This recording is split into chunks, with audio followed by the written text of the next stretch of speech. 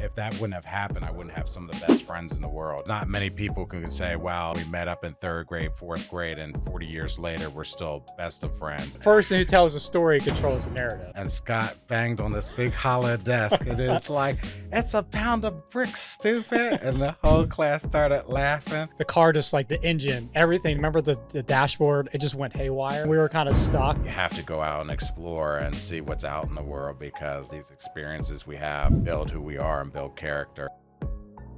Real interviews, real guests, no actors. Real talk, get prepared for Free Factor. I'm Scott DeVore. My close friends call me Free. You're checking out the Free Factor podcast. I got some special guests in the house.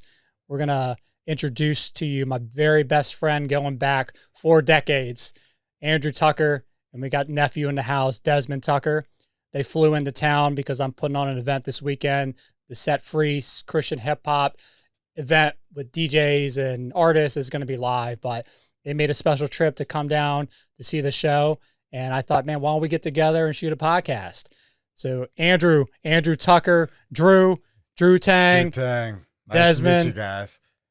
No nickname yet. No nickname yet. Yeah. I'm going to say this right off the top. I feel like you're the first one to ever call me Free. I think I was the one to call you Free, but we won't get into some of the reasons why. I'll keep it. I've shared some of the reasons, I got that nickname, I think, for multiple reasons, but, Puff, he had that one bar. I got off scot-free without any type of injury. So we might get into some stories of why that's relevant to me and how that kind of applied to my nickname. But, man, welcome to Jacksonville. Well, thanks for having us today, Scott. I appreciate it. And like I said, the podcast, 40 years of friendship. A lot of generations, a lot of things we might say today may be cliche. You may hear it on a lot of other podcasts because a lot of stuff is true. I mean, the great thing about us is a lot of friends, like we grew up ever since we were kids, and a lot of friendships nowadays, a lot of people like the younger generation, they don't have a lot of friends that go back this far. The cliche is surround yourself with at least 5 people as successful as you. And we have a group about 7 or 8 of us that grew up ever since we were kids. So there's not many people who can say, wow, we met up in third grade, fourth grade, and 40 years later, we're still best of friends. It also helps us stay on our toes. So if, gain a little weight, you feel a little sad, you call your friends up and they'll get you back on point. Yeah, man. So we go back a long ways. Nolan Village projects, man. I think that's the first time I've mentioned you, but were you going so we go back to elementary school, Lincolnshire. Did you go to Bester? I did go to Bester, but the Bester, they were working on it at the time, so I think they moved us over to Lincolnshire halfway through the year. Yeah. So they rerouted the kids. So and the project kids from where we lived, they took us from one elementary school to the next. The summer that I moved to the projects when I met you. I don't know if I ever really knew you when we went to Bester, but you're the same age as my older brother Steve. And you guys were in the same, same school, and I was a year behind you guys. But Nolan Village Projects, man, is where it all started, and it's just crazy to think that it's almost 4 decades, 40 years. I don't know exactly how many years, but it's between 35 and 40 that we've been friends. Yeah, so I mean, I listened to some of your other podcasts and heard pretty much some of the backstories. So I won't go too much in detail about my backstory, but the great thing about us is that, I don't know if you explained anything, but my mom had got sick when we were younger. So unfortunately, if that wouldn't have happened, I'd probably be in Connecticut someplace playing pickleball. But it's the fact that because she got sick, that we had to move to the project. You get that where you're super successful in your life currently. It's one of those things where if that wouldn't have happened, I wouldn't have some of the best friends in the world. It's the fact that things happen for a reason. I know you say a lot of religious things, but if that would have happened, like I wouldn't have traded it for the world. I mean, I'd be out saying, "Hey, Buffy," playing tennis or something. But it's a great thing that I wouldn't trade that for the friendships that I have between you, your brother, and the rest of our group, like Chris, Steve, Nick, Fatty, Jake, and all those. So Yeah. we go back quite a ways. And like I said, I talked to a lot of people. Some people had friends back then, and now they're no longer getting along or something comes between them. Don't know what we're going to go into today, but you have that time. You need to do something like we won't get into sad stuff because we're going to keep it there. But my sister was supposed to come with me today, and unfortunately, because of the cancer, she wasn't able to come down here. But I'll try to keep the stories PG today, but the great thing is that we keep making these stories. So, like, I could be up in Maryland where the snow is and stuff, but you're having the concert with What Up RPG. And it's the fact that we actually get to come down here and still hang out and do these great events together and still hang out all the time. Even if we didn't come, we'd still be chatting on the phone. So that's pretty awesome. Yeah, man, for sure. Well, let's what's your first memory of like when we started like kicking it? Well, I don't want to age ourselves, but I mean, like you said, I was in your brother's grade, and I had moved up here because I moved from DC to Hagerstown because my mom had got sick. But some of the things, like I said, I didn't want to age it. I don't know what stories we're going into, but back then, there was some short circuits and Johnny number five's alive. But some of the first memories I can remember is us like taking random things apart, like VCRs and televisions and things. Back on the playground trying to build robots out of it. It didn't turn out very successful, but it was the fact that we actually got to take those things learn about how those things work, speakers, stuff that you're doing now, like with DJ stuff. But it was the fact that our robot never came to fruition, but it was some of the things that I remember originally meeting you. That and your mom's cooking's phenomenal. Oh yeah, yeah. She had that reputation, man, of when she cooked. Because there was like, what's funny is there wasn't that many half Asian, half white kids in the projects. So my mom, yeah, she has just this dynamic personality. So she's always been a celebrity pretty much everywhere she goes. But she was pretty famous back in the day. I just remember your dad too, just being the big old dude, man. He was all business. Real strict.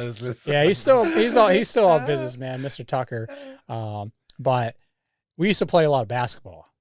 We still do. We slow down a little bit, but I just remember, man, just 2-on-2, me and you would just like run every court because we just had that chemistry. Oh yes, I mean I don't know if we're gonna get into the first time you threw me an alley oop and we. Oh, dude, that was one of the best memories ever, man. Elgin, we were at Elgin hooping. We won't say that we were playing against some girls, but it was don't tell my first dunk ever was on a girl. It was still a dunk and it was still an oop. You were way too excited. I tried to tell him to play it off because he'd never seen an oop before, and he threw this oop and I caught it and dunked it all over this girl. But it was the fact that Scott was like, "That's our first dunk ever." I was like, "Nah, we do this all the time." But it was our first dunk ever, and it was pretty awesome. And then ever since then, I mean, we've been in tournaments and won lots of them. Played lots of tournaments, a lot of 3-on-3 tournaments back in the day, and we would just like run through them all. Man, that one tournament, dude, we were just like you and Lee Green, man, we're dunking on everybody. My goodness. Well, I didn't want to tell him that because unfortunately at that time I was 17, but my birthday's in August. So I wanted to play in the adult league, but they were like, no, you need to play in the younger league. So I had to play anywhere from the 14 to 16-year-olds. And by then I was still 6'3" with a full gold tee and beard. And I was like, oh God. And then you threw a few oops in that one too. But even when the major tournament was going on, more people actually came over and watched our game. We had all kinds of audience around us where they were watching us throw. Scott was throwing oops. I don't know if that one that was amazing was actually a 3-point when we were going out of bounds and threw this beautiful oop out there. And I unfortunately dunked on my whole team and their whole team. I don't know if that was intentional, but it was a beautiful oop, Scott. So that was amazing at that time. And then even before pre-pandemic, like the tournament we did a few years ago. I mean, you can't tell because the pandemic wait, but we went 19-0 in those games. I mean, there was one story to get into. I think it was like 56-57, and I was so amazed. Like, how are they even this close? And then we played even harder and harder.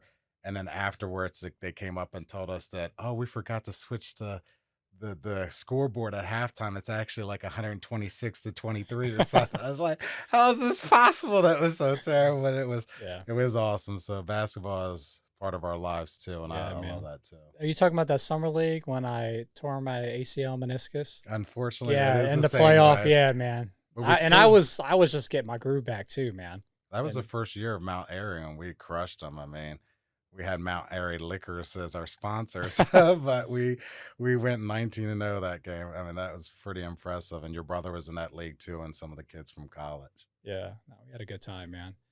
Well, let's go back and transition, man, from, um, we had, when we're young kids in the projects, we're just living life, not really thinking about a whole lot. But, a lot of people, when we share that, that's where we come from, and then they kind of see where we are now. They're like, man, that's cool, because you don't see that many people who actually are focused and dedicated, who want to strive and, hit these levels of success. And just like I surround myself with people who have like skills that I don't have. And one of the skills that you have that I really admire is your communication skills, because you're a phenomenal storyteller, man. And I know you're real reserved here. I was like, oh man, Drew needs to loosen up, because you're not being your true self right now. I was trying to keep it PG for you guys. I mean, I could tell all the public speaking speeches about the pound of bricks and pound of feathers. I wish I could have set that up. One of my first public experiences going over that is I had to do a public speaking class, and I went up there, and everybody knows a pound of bricks and pound of feather are exactly the same weight. But I was up in front of class, and I was doing this 40-minute speech, and it was phenomenal. I was only expecting to be out of it, but I said, it goes back to that age old thing of which is heavier. It's exactly the same, like a pound of picks, a pound of bricks, a pound of feathers. And Scott banged on this big hollow desk, and it's like, it's a pound of bricks, stupid. And the whole class started laughing. And I said, you gotta be kidding me. Like, we lived together at that time. And then everybody laughed at him, and he was like, I'm just kidding. It's a pound of feathers. And I was like, yo, I can't script this stuff any better. And the teacher was laughing. I was laughing. I said, wow, that just pushed my grade to a straight A. So they were like, this guy can tell some stories. So, and like I said, we got stories to tell, and we're going to continue to make stories the rest of our lives. But that's now, another you've great retold thing. that story about 1,000,000 times so far, and I still don't believe that's the way it happened. Oh, But yeah. the person who tells the story controls the narrative. But so when you tell it that way, it's hilarious, dude. Well, the good thing is that, when people go through traumatic things like that, they try to block it out their mind, but that 100% happens. So it's good. Yeah, man. So we make all the projects. We both graduated college. I know it took you about twice as long as it took me to graduate, but you did it, man. I'm proud of you, bro. I love college. I mean, all 7 years of it.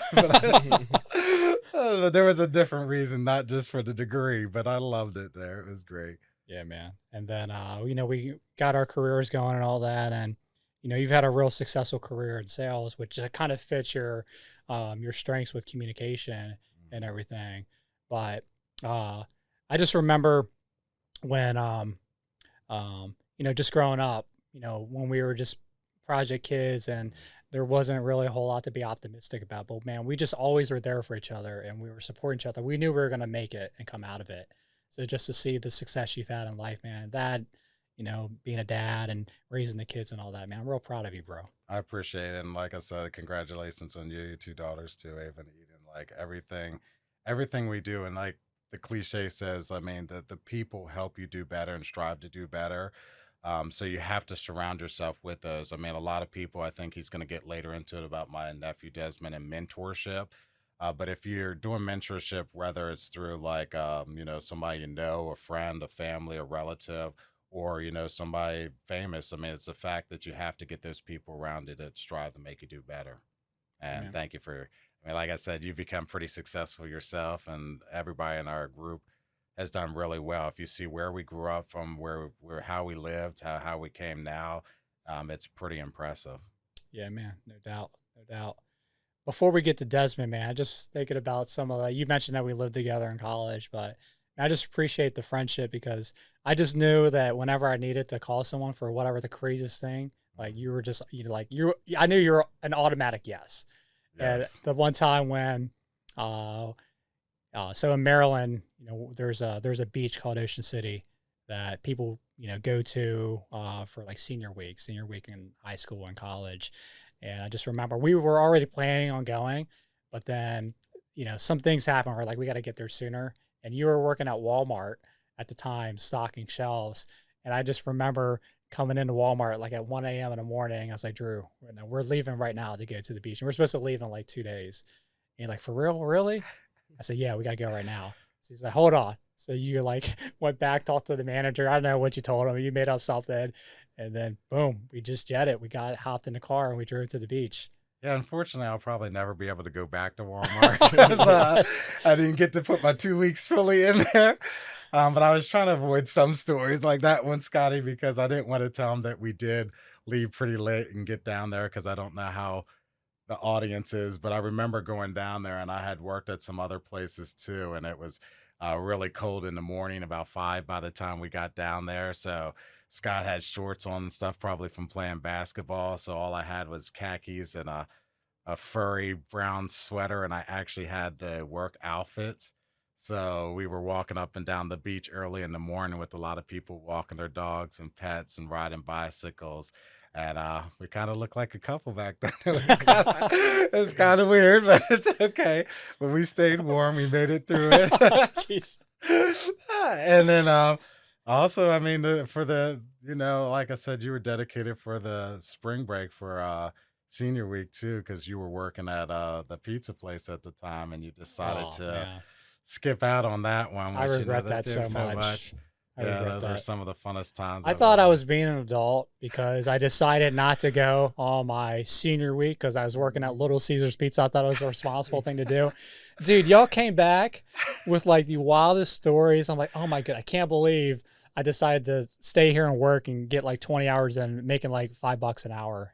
Dude, I missed out, but probably was a good thing. I probably It probably was saved the best myself thing. from. Yeah. We from- might not be having these stories if you were there with But you us. remember when we drove back from Ocean City and the Mhm. car broke down Oh, in gosh. Cambridge, Oh, and we yeah. were trying to put water in the radiator? Man, dude, we went into the like backcountryest place in the world, just like knocking on doors, trying to get some water in the jug to put into the radiator. Remember that? I do remember that. A lot of the stories that way.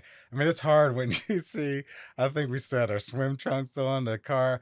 I mean, like I said, we had a lot of fun times. I thought you were going to transition to the McDonald's story when we had to work at McDonald's also. Oh, we'll get to that story, but I'm going to finish up that when we driving back from the beach, and then the car just like the engine, everything. Remember the dashboard? It just went haywire, Oh, and then we gosh. were kind of stuck. We were like halfway in between home, and then I'm not going to say the reasons why, but we basically like just abandoned the car, took the registration, took the tag off. Well, I think that's Just- the problem. I think my dad came and rescued us, or somebody came and rescued us. But I remember taking off the license plates, the registration. I'm in my swim trunks. So I left whoever came and picked us up. I left all the equipment in their car. And then I think the police did come up on us and was like, where's your license and registration? I was like, we have nothing. We have nothing. But they did let us off there. Henceforth, another free incident where you got off scot-free. So I'm not sure who came and rescued us for that one. But I mean, these stories are phenomenal. Like, we continue to make those stories, and like that was pretty fun there. I'm glad we made it home safely, but I probably won't go to Ocean City anytime soon because of these stories. Yeah. You mentioned our first job at McDonald's. So I'll tell this story, then we'll actually get into some things that will add value. But it's Okay. cool to reminisce. It is cool to remember. So my first job ever, and the crazy thing, McDonald's used to do that campaign of my first job ever was at McDonald's, which was like my first job. It was supposed to have been your Our first job. It was mine. So I remember your brother, Brian, Desmond's dad, he worked there, and we were like 15, 16 years old or whatever. And Drew was like, hey, Scott, we're going to go get a job at McDonald's. I'm like, dude, man, really? McDonald's? Are you sure? I don't really want to work at McDonald's. He's like, yeah, man, Brian works there. It's all good. You know, we knew a bunch of people. So I agree. I'm like, all right, we'll go to McDonald's. So we go in there and we fill out the application. And this one chick, the manager, she was shaped like Humpty Dumpty, had a full like mustache, and basically hired us on the spot. And then she had to get us the size of our uniform. So she's like filling me all up in like my pants and everything. She's like, yeah, I think you're like a 32 slim or whatever, man. I'm like, all right, whatever, man. This lady just truly violated me. It was like a Friday. So then we were supposed to start immediately the next day. So the next day, I wake up early. I walked to McDonald's. It's like a mile from where I live, and we know no one drove. So I walked there, and I'm like, all right, we're supposed to, our shift starts at like 9 o'clock. I'm here at 8:55. Where's Drew? Drew's not here at 8:55. 9 o'clock. Where's Drew? Drew doesn't show up. 9:30 doesn't show up. I'm like, so now I'm working. I get my break at 11 o'clock. I call this fool up. I'm like, Drew, today we were supposed to start at McDonald's. This is the first day. Where are you at? You know what you said? He's like, oh man, I can't work at McDonald's. Like, are you serious, dude? I think my side of the story is that he didn't call me up. I think I came in and ordered lunch. And Scott was back there working in the kitchen. I'm like, what are you doing back there? Like, it's like, we were both supposed to work today. And I'm like, I came in to order my Happy Meal and he's back there working. So I don't know how long he stayed at the job, but unfortunately, I didn't, my first job wasn't at McDonald's, and thank goodness I never actually had to work in the fast food restaurant. But, I appreciate you going in there, Scott, taking one for the team. We won't get into the Eddie Bauer. That'll be a different one. Yeah, that's a different story. But it's definitely, we have those good times and fun times. So it's fun to sit here and reminisce. I know that we want to get into some serious things, but we could do this all day. It's so hilarious. Yeah, man. Well, let's get into some serious stuff. So we got nephew here. We got Desmond. What's up, Desmond? What's up, Aunt? You're being all quiet, man. I thought you'd at least like chime in and just listening, just trying to get all those stories and everything, and try to balance them out with the stories I have myself with my friends and my group, and trying to do the same thing you guys got going on right here. Yeah, man. So I appreciate you coming down to support me for the concert I got going on later today. But, first I want to thank you for your service, Marine, man, just serving the country, much respect for that. I know you were transitioning out when we first really started talking about a year ago. We went to the Wu-Tang concert down in West Palm Beach. I think that's probably the first time when we kind of hung out, or maybe we hung out before that when you guys came down to visit Jack's Beach that one year. I think we did that first before the concert. I think so. It just the last trip was more eventful, and that was when we got a different perspective on what this was going to turn out to be. Yeah. Let's talk about that Jack's Beach thing when I kind of first met you, because we were playing football on the beach. Remember that? Oh, God. The grown-ups versus the young bloods. I can't say I recall, but I know that we had a won. There's no way you guys. No, I don't think you won. So let's set the stage. It's now getting dark. We're hanging out. We're having a good time. And before we started playing football, some younger kids were there, and they dug out this ginormous hole in the middle of the sand. Okay.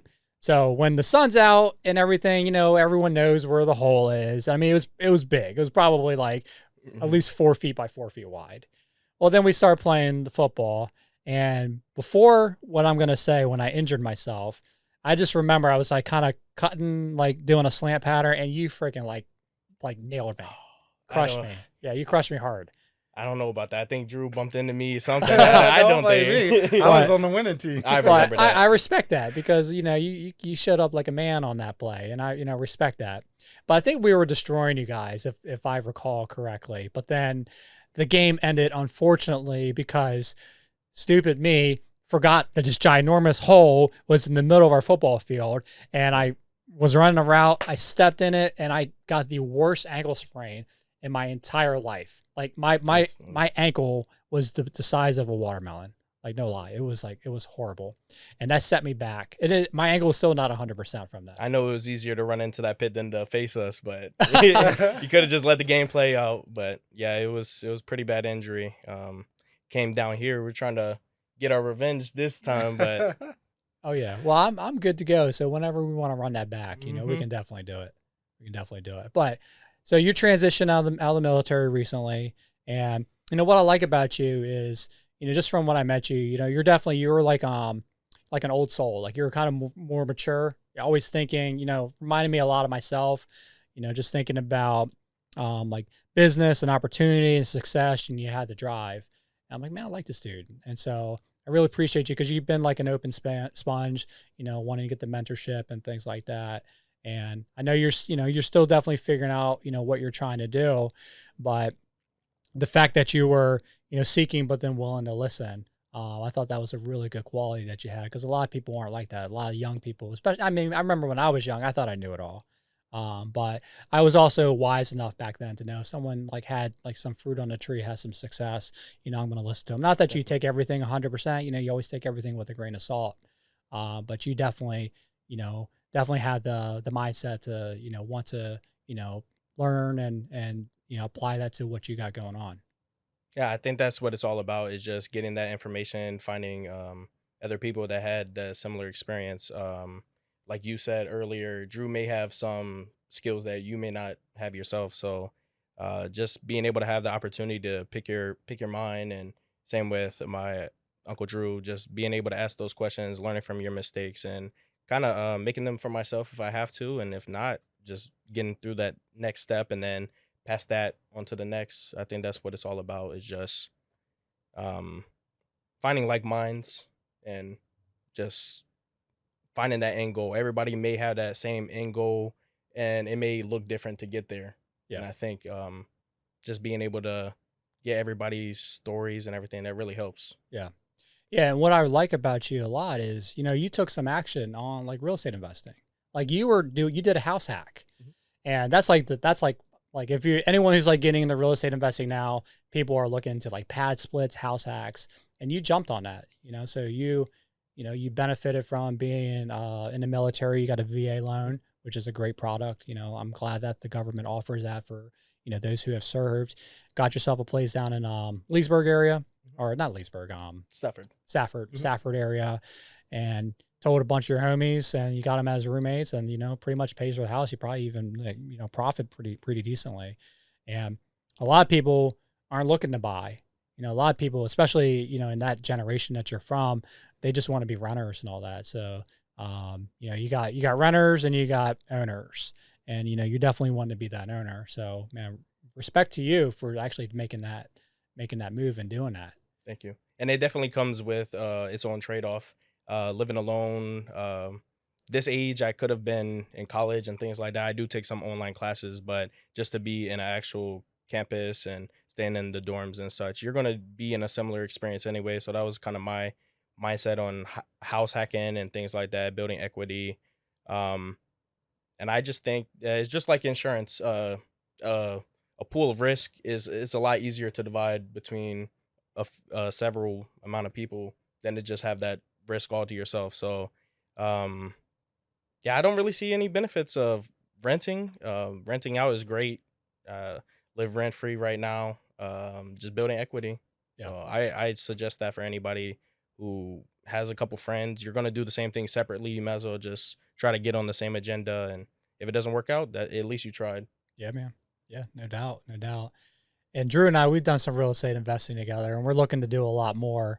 But I think, Drew was probably planting that seed in your head before, you and I started chatting. So just listening to it and, taking some action on it, man. That's some good stuff. So Drew, man, what would you say to your nephew, man? He's definitely a sponge and, looking to, do some big things in his life. Well, a lot of the younger generation, especially Desmond, I mean, he has a core group of friends there, but it's not as large as ours. So I would tell him to focus on stuff, focus on school.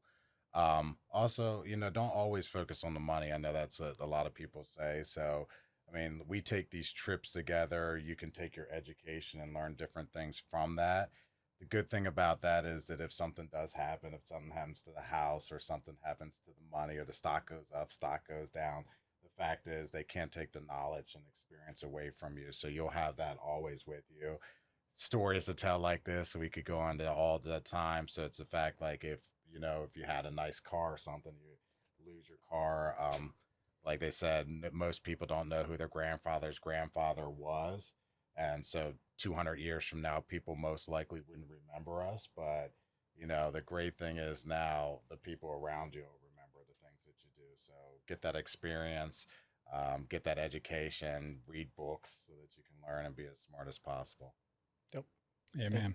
And thank you guys for being a great primary source of like what a good friendship should be, friend group. I've met your brother as well, Steve and Chris and all the others, and I think that's what really changed my mindset on my friends in my circle is trying to find something genuine and just something that real.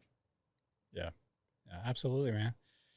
Man, let's take this back to Hagerstown as we close this thing out. So, I wasn't born in Hagerstown, you weren't born in Hagerstown, but a lot of our formative years came from that city. So Hagerstown is in Western Maryland.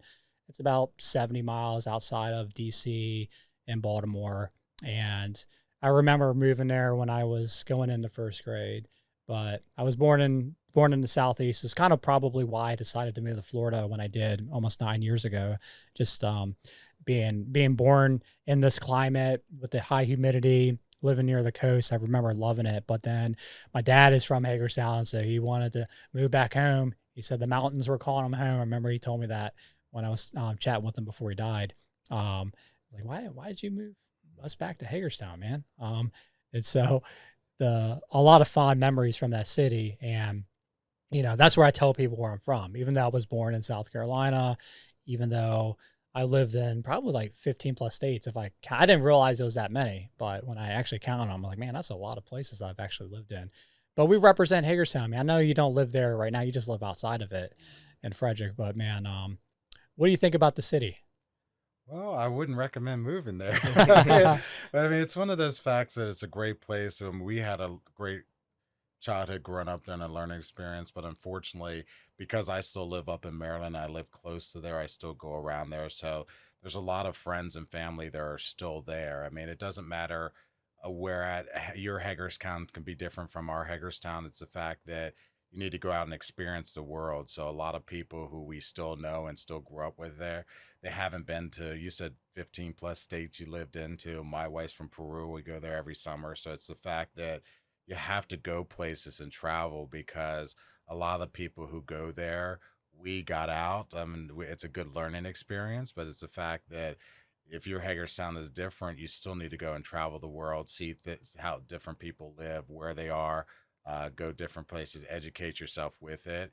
A lot of my friends, I still go there. My wife still plays volleyball there, so we go and see those people. And unfortunately, they're just living day by day. It's like most of them never been out of the state, never been out of Hagerstown. So it's the fact that you have to go out and explore and see what's out in the world because, like I said, these experiences we have build who we are and build character. So, I mean, I wouldn't change it for the world. Like I said before, I mean, it's a great experience, but we did get out. And unfortunately, a lot of people who live in those small rural cities should get out and explore more too so they can see what's out in the world.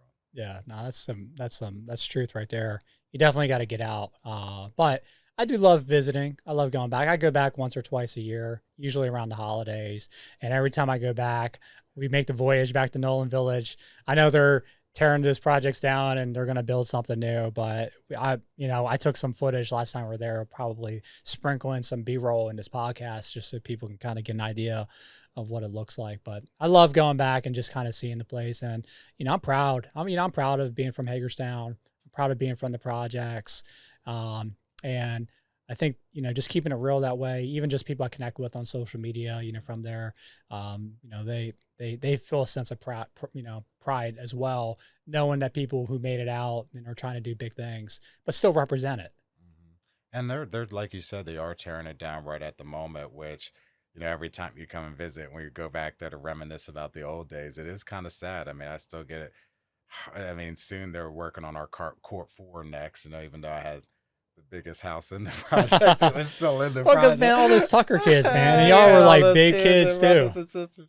Yeah, but it was the fact that it is sad to see them tearing down that. And even when we went back a few years, it's not the same as when we were kids. I mean, when we were kids, that there wasn't fences there and stuff. People interacted with each other. Social media. I mean, it's weird to be doing a podcast talking about how much social media has changed kids nowadays, but it's the fact that we didn't have cell phones and video games. We would get out and play football. Sometimes we fight each other and punch each other. But, it was a good learning experience. I mean, we'd always make up afterwards, but it built character that way. Ride bikes, scooters. Sometimes just kicking the can back and forth as soccer, street soccer. Was what we had. But it's the fact that now everybody has fences around the yard. They want to separate themselves, and I don't. You think ruined it for us. we did ruin it for you, but the friends don't get along like they used to, and I think, I mean, a lot of people should get out and experience that too. But I wouldn't change it for the world, like I said, Scott.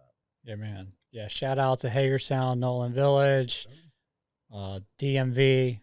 all the good stuff, man. So what advice would you give to, not everybody, when you're in the projects and everything, you're surrounded around poverty and all that. What encouragement would you give to people who kind of in that situation now? So then they know that there's a bright future ahead of them. I mean, if you saw us as a group of friends, or even if you followed us on social media, you can see that it's possible for anybody to do anything. I mean, I unfortunately got to see a lot of places that were worse than ours, So, I mean, I grew up, was born in DC, but it's the fact that a lot of those people have the mentality where they already think there's no hope for them, there's nowhere for them to go, and they have nobody to rely on. And it's like we could have went down the wrong path and turned up a lot different in our lives. But what I would say to them is that it's possible. I mean, look us up and see how we did. I mean, we came from where we were to where we're going, and we're not even finished yet. We're going to keep on going. So I would say keep your heads up and keep doing what you do, and eventually you'll be successful. Yeah, man. Yeah, man. You heard it from the man right there, Yeah. Drew Tang. I got like 100 nicknames. I do have a lot of nicknames. But We need to work on yours for was like Desmond. so basic. We couldn't like Wu Tang, Drew Tang. That's kind of how we Drew came Hill, up. so I don't want to age myself, but there's a lot of them back there. But we'll get one for Desmond by the time we do our next podcast. Yeah, man. All right, man. This is Scott DeVore. My close friends call me Free. This is the first one. Wu-Tang. Call me Free right there. We got Desmond Tucker, Andrew Tucker. You're checking out the Free Factor podcast. Like, subscribe, comment, share, bell button, all the good stuff. You know what to do. And we'll check you out next time. Real interviews, real guests, no actors. Real talk, get prepared for Free Factor.